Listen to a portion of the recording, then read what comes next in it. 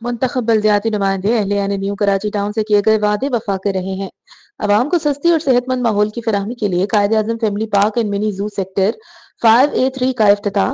امیر جماعت اسلامی منم ظفر نے chairman new Karachi town Muhammad Yousuf کے ہمراہ پارک کا افتتاح کیا۔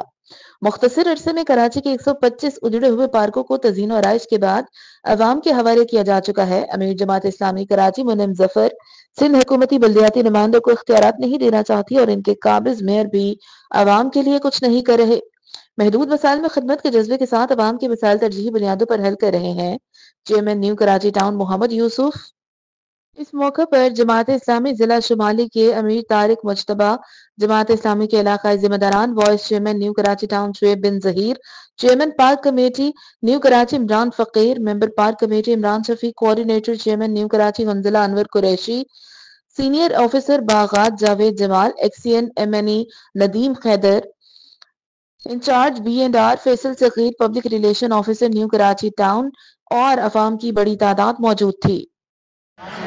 جناب احمد خان صاحب UC2 چیئرمین، فیضان قریشی صاحب وائس چیئرمین، اور یہاں موجود ہم قائد اعظم پارک اور منی زو کی افتتاح کی اس تقریب کے موقع پر موجود ہیں۔ یہاں بچوں کے چہروں پر مسکراہٹیں، ان کے دمکتے چہرے اس بات کی عکاسی کر رہے ہیں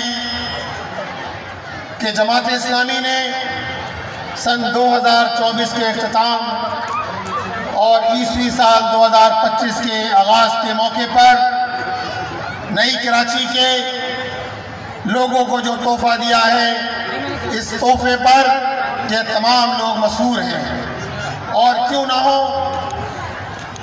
جس طرح ہمارے ان ٹاؤنز کے اندر آج سے 1.5 سال پہلے صورتحال تھی، ابھی میں نے معلوم کیا سال نو کا آغاز ہونے جا رہا ہے، تو الحمدللہ نیو کراچی ٹاؤن کی طرف سے Quaid Azam park and mini زو کا یہ تحفہ الحمدللہ آج آپ کو دے رہے ہیں، اور یہ عمل ہے جو مستقل جاری ہے۔ تعمیر کا، ترقی کا، روشنی کا یہ سفر انشاءاللہ جاری رہے گا۔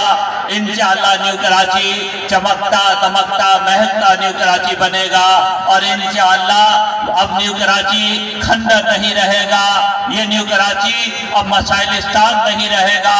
اب انشاءاللہ نیو کراچی کے پارک بھی آباد ہوں گے، اسکول میں انشاءاللہ بچوں کو تعلیم بھی ملے گی، ڈسپینسریوں میں انشاءاللہ علاج بھی ملے گا، سڑکیں بھی پختہ ہوں گی، سیوریج کا نظام بھی بہتر ہوگا، پانی بھی انشاءاللہ لوگوں کو ملے گا، کیونکہ